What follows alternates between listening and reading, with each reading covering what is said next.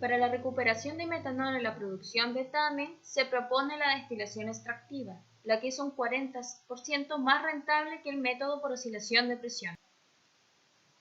Comúnmente se utiliza una planta de separación azeotrópica a presión oscilante para la recuperación de metanol, la cual consiste en hacer pasar la materia prima por 3 torres de destilación a diferentes presiones hasta separar el azeótropo y obtener el producto deseado. Pero como ya se mencionó anteriormente, el equipo que se propone usa el método por destilación extractiva. En este proceso se hace ingresar a un reactor una corriente de metanol y una corriente que contiene 2-metil-1-buteno, 2-metil-2-buteno. Los componentes restantes son pentanos y pentenos, el cual en gran parte es isopentano. Este producto ingresa a la primera columna de destilación.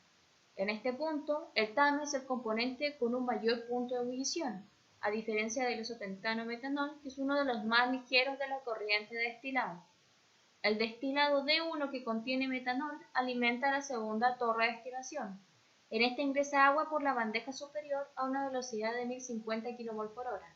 En este caso, el agua actúa como un agente extractivo capaz de separar el metanol de la corriente de destilado procedente de la columna de destilación reactiva 1. Finalmente, a la tercera torre ingresa una corriente con un binario metanol-agua en donde logran separarse.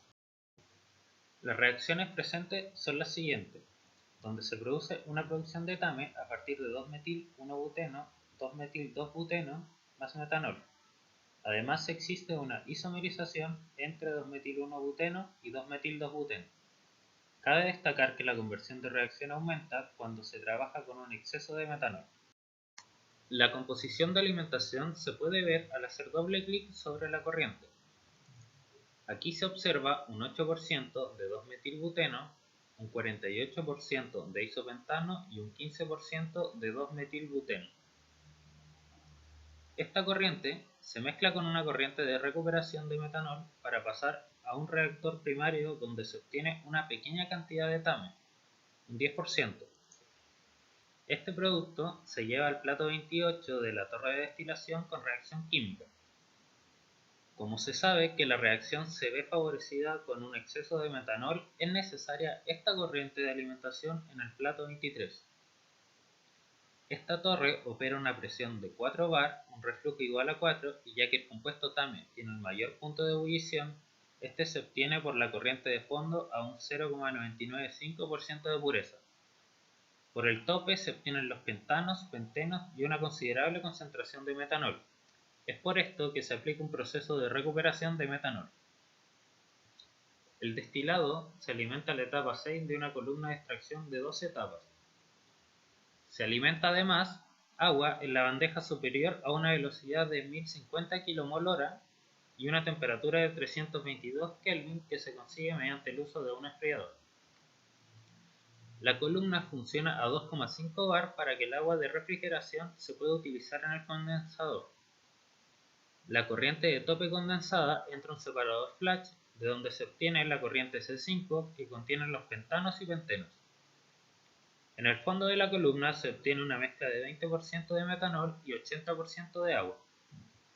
Esta mezcla se separa mediante el uso de una tercera torre de destilación que opera a 1 atmósfera con una recirculación de 2,1. En esta torre el agua se obtiene en el fondo y se recircula a la torre 2, y por el tope se obtiene el metanol puro para luego ser recirculado al inicio del proceso. Se realiza un cambio en el reflujo en la columna de destilación 1, cambiando de 4 a 2. Se aplica este cambio mediante el programa ChemSet.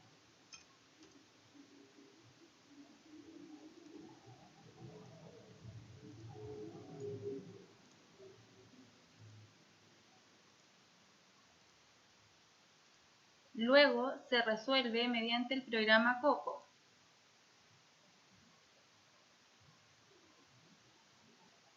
Este programa arroja un error ya que las variables de flujo, presión y temperatura no se modificaron y se mantuvieron constantes a las originales. Pero se apreció el efecto de la disminución del reflujo de 4 a 2, donde el producto de fondo, en este caso el TAME, disminuye de un 99 a un 98% de pureza.